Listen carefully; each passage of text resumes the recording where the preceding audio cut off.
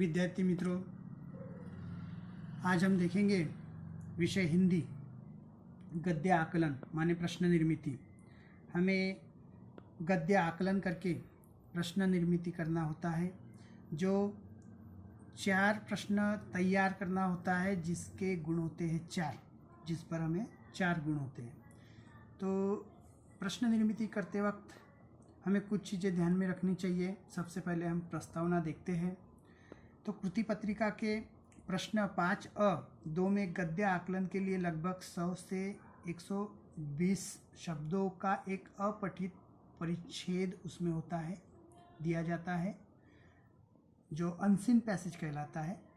उस पर हमें प्रश्न तैयार करना होता है, प्रश्न निर्मिति करना होता है। उस परिच्छेद को हमें ध्यानपूर्वक पढ़कर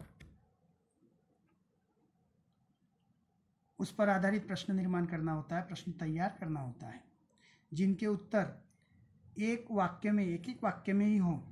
ऐसे प्रश्न तैयार करना होता है जिसके उत्तर एक वाक्य में हो।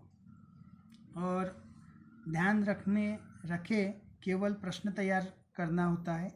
हमें सिर्फ प्रश्न तैयार करना होता है, ना कि उसके उत्तर लिखना होता है। ठीक है, माने हमें सिर्फ प्रश्न तैयार करना है, उसका जवाब नहीं लिखना है, उत्तर नहीं लिखना है। उत्तर लिखकर हमारा समय बर्बाद नहीं करना है, ये ध्यान में रखना है। उसके बाद हम देखेंगे गद्य का आकलन करते समय कुछ बातें हमें ध्यान रखेंगे, कुछ बातें। ठीक है, गद्य का जब हम आकलन करते हैं तो कुछ बातें हमें ध्यान में रखनी चाहिए, जैसे प्रश्नों के उत्तर एक वाक्य में ही हो। ठीक है, ऐसे ही प्रश्न तैयार करना चाहिए, ऐसे ही प्रश्न तैयार करना चाहिए जिनके उत्तर एक वाक्य में हो। उसके बाद प्रश्नों के उत्तर दिए गए गद्यांश में से हो, माने गद्यांश पर आधारित प्रश्न होनी चाहिए। उसके बाद प्रश्न सरल होने चाहिए और स्पष्ट होने चाहिए। और सबसे इम्पोर्टेंट बात यह है, सबसे आवश्यक बात यह है कि प्रश्न के अंत में प्रश्न चिन्ह लगाना बहुत ज़रूरी होता है, बहुत आवश्यक होता है। अगर प्रश्न चिन्ह नहीं लगाएंगे, लास्ट में, अंत में, वाक्य के अंत में अगर प्रश्न चिन्ह नहीं लगाएंगे तो आपको मार्क नहीं दिया जाएगा।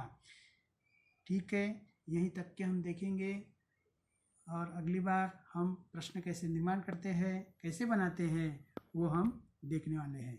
धन्यवाद।